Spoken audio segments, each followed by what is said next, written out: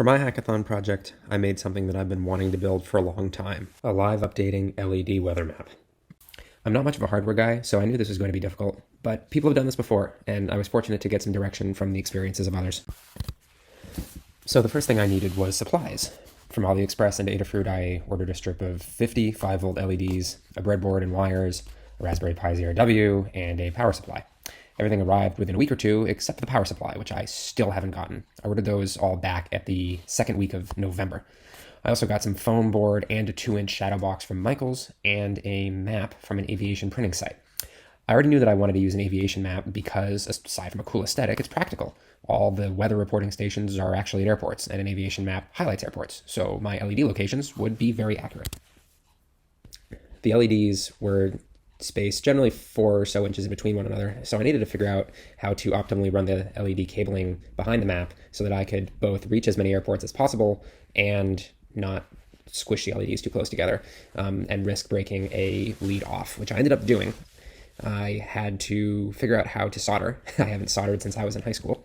So I broke out my old soldering iron and learned very quickly that its tip does not work. I could only get it hot enough to melt the rosin from the side and not at the actual tip.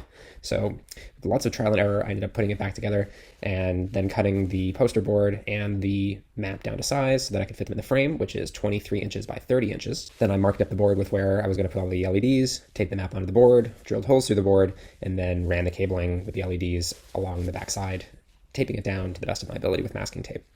Then it was time to power it all up and see how it worked.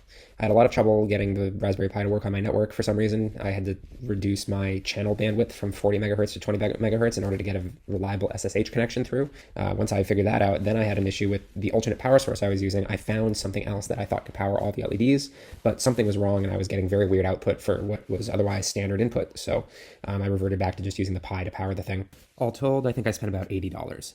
The shadow box was $35, the poster board was just a few. The Pi was 10, the cabling was 10, the LEDs were 10, the power supply was just a few, and the map was 10.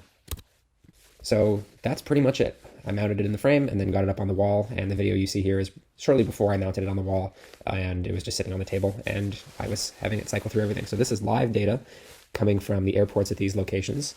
The data is updated in general every hour, and if weather changes significantly, they'll update the data feed with a special report. And I think it's very cool. It looks great on my wall, and I'm very happy with how it came out.